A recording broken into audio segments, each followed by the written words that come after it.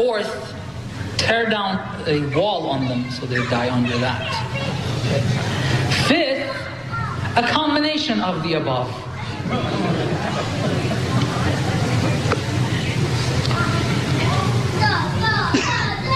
We have a hadith on that. Now, whether somebody is going to accept that, that's up to the jurists to read and understand. There's definitely some of those apply. Now, maybe the combination,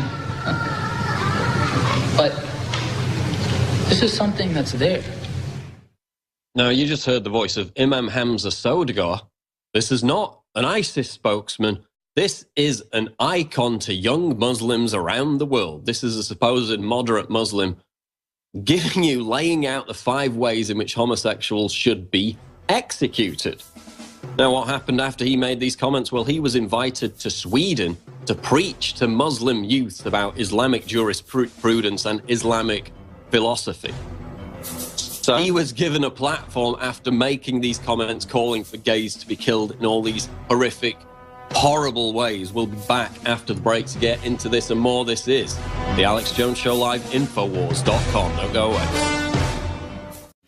We are back. It's the Alex Jones Show Live. Alex Jones will be coming up live on the show. But first, I want to direct you to InfoWarsStore.com. We've got the Alexa Pure water filters 20% off at InfoWarsStore.com for a limited time only, from the super high quality gravity-fed Alexa Pure Pro water filtration systems to shower filters. Now is the time to stock up for the lowest, up to 99.999% of bacteria, disinfectants, volatile organic contaminants, and hormones. You can even filter water from lakes, rivers, streams, wells, and of course, municipal water. So again, get the products, read the 5-star reviews, the independent third-party reviews at InfoWarsStore.com. And it all goes to helping to grow this platform. The mainstream media is completely dominated by leftist, manipulative, deceptive rhetoric that fools people into voting for people like Hillary Clinton, that fools people into voting to remain in the European Union. That's why we need to grow our platform. It's come so far in such a short period of time. But again, the mainstream media is so unified in its message, despite the fact that its influence is in decline. People trust the mainstream media less than ever before, but still, because they've got such a unified message, because they've still got such big funding behind them, which we don't have. We don't have George Soros funding us. We don't have advertisements from massive transnational pharmaceutical companies. We only have your support. So it's vital that you get the products, and that's how you support us. That's how we're able to send people out to Bilderberg, to all these Trump events, to challenge the mainstream media narrative directly.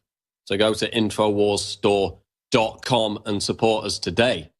Now, of course, before the break, we played the so-called moderate Muslim who thinks that gays should be dealt with by chopping their heads off. I'm sure he's going to get an invitation to the White House like Clock Boy or something. I mean, listen to what he said. Chop their heads off, burn them to death, throw them off a cliff, tear down a wall on them so they die under that, or a combination of the above. Now, this is not a spokesman of ISIS. This is somebody who, according to the Muslim group of USA and Canada, quote, is deemed a role model by young Muslims all around the world. This is a guy who speaks globally at international events. You know, he's linked in with some of the universities. And he's basically saying that, yes, it's in the Hadiths, it's in the Quran. This is how we deal with gay people. This is moderate Islam. Again, it goes right to the heart of the point. After the Orlando shooting, we heard the usual rhetoric. Not all Muslims. This has nothing to do with Islam. Again, they even repeatedly quoted the Taliban supporting father of Omar Mateen, saying that it had nothing to do with Islam. He just wasn't happy at seeing 2 gay people kissing on the street. Even though it turned out he was gay himself, of course, he was a complete hypocrite. So again, we have moderate Muslims. We played the clip out of Norway. Are you a moderate Muslim? They all put their hands up. Black, white, Arab, doesn't matter. Do you agree with the death penalty for homosexuals? They all put their hands up. This is not an extremist fringe belief, as the media would have you believe it, as the politically correct left-wing apologists for Islam would have you believe and here's yet another example. Now, on the subject of cultural enrichment, which of course we're enjoying across Europe right now, F the UK, hundreds of stone-throwing migrants forced Calais to close as they try to board ferries to Britain in violent rampage as police fire tear gas. This is out of the Daily Mail. Hundreds of enraged migrants caused chaos in Calais as they tried to board ferries to the UK in a violent rampage. Police had to use tear gas on a 300-strong mob yesterday as they threw stones and attempted to board lorries. French authorities were forced to seal off the port as police erected barriers to contain the ferocious crowd, which was shouting F the UK. So while viciously, violently attempting to enter the UK on a daily basis to get benefits, to get free housing, to get free food, they're simultaneously chanting F the UK. Really grateful, aren't they? I mean, this is a great idea that we're going to allow, potentially 12 million more of these individuals in if Turkey joins the EU later down the line. And recall, the left wing has not only embraced this, in some cases, they're physically helping them come in. We've played the footage out of Calais, out of other areas on the border of France, where the so-called anti-fascist left wing are aiding the migrants as they try to enter the United Kingdom. Even as the police, try to arrest them, they rush past them. They're not only verbally, rhetorically helping this invasion, this cultural enrichment, to be politically correct, they're physically doing so. And again, this is another reason why we need to get out of the EU, because we've got another 12 million plus coming. We'll be back next on the Alex Jones Show. Breaking We're news on the march. Infowars.com. The Empire's on the... On the Alex Jones Show, Alex will be popping in this segment. This has just gone up on BBC News, though. Headline, Jo Cox died for her views, her widower tells BBC. So, not to downplay the tragedy of this, but they've literally wheeled out the widow, the husband of this pro-Remain camp Labour MP, to say that she died because of her political beliefs. Now, obviously, the implication is anyone who votes to leave the EU is siding with the crazy radical right-wing murderer. I mean, it's so transparent, it's unbelievable. For the past 5 days in the United Kingdom, we've had this constant drumbeat, this guilt trip, that if you vote to leave the European Union, even though it has absolutely nothing to do with the actions of this one individual, this was a guy who was mentally ill. He was on psychotropic drugs. He used to scrub himself clean with Brillo pads. He had obsessive compulsive disorder. What in the hell has that got to do with the fact that the EU makes 60% of our laws and regulations? What has that got to do with the fact that we're allowing in 334,000 net immigrants into this country every single year?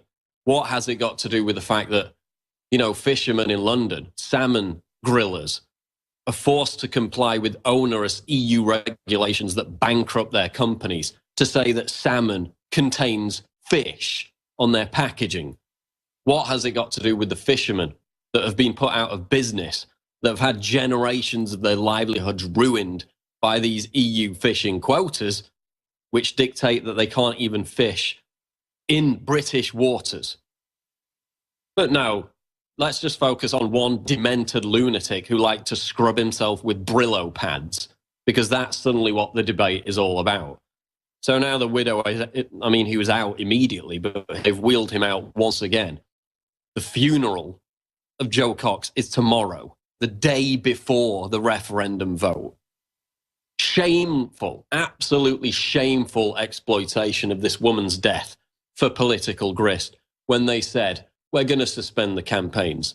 We're not going to talk politics. They immediately blamed it on the vote leave camp. So again, it was Project Fear all along. It was David Cameron saying, we're going to have World War III if we leave the EU. There's going to be an economic Armageddon.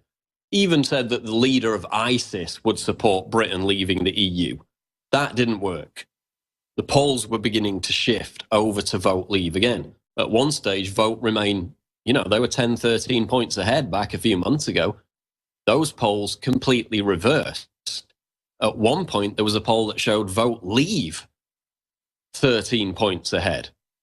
Again, most polls before that incident showed that Vote Leave was ahead. They also had the momentum. They were on top of the argument because everybody had got sick to the back teeth of Project Fear.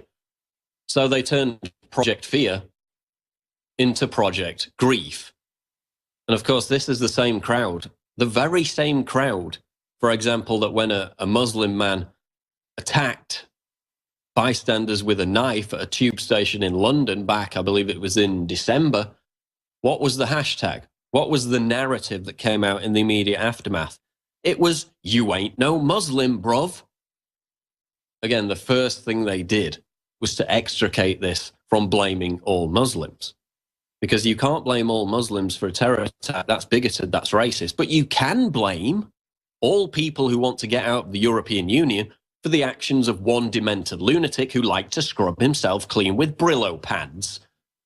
Again, if the left's doing it, it's perfectly fine. So again, now we've got stories about the memos from the Vote Remain, the Stronger in Europe director, Remain campaign director, Will Straw, who sent an email. Again, this was on Saturday, just a couple of days after the murder of Joe Cox, saying that voters had been, quote, pulled up short by the murder of Joe Cox and that Stronger In, that's the campaign to Remain in Europe, should now attack the Leave side for creating, quote, division and resentment. Now, of course, whenever you hear leftists talk about division, they're really talking about people who have the sheer temerity to stand by their principles.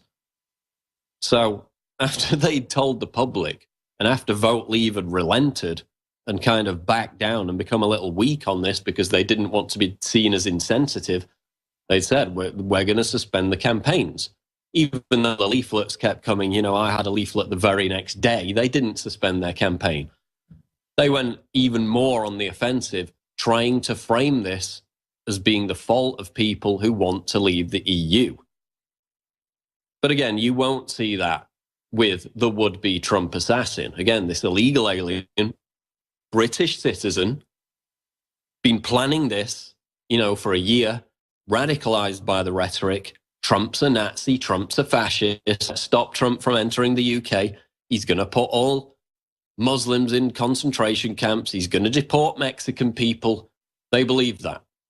And all you had to do every day for the past 12 months is go on Twitter and search for Kill Trump, Assassinate Trump. You can go on there right now and do it.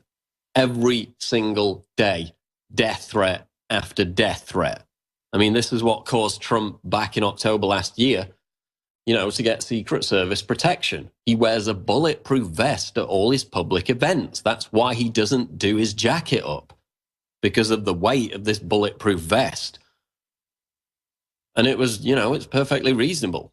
An onslaught of death threats, but not only death threats from crazed individuals on Twitter and ones who actually plan to go through with it, as we saw on Saturday, but again, the legitimization of this through the media.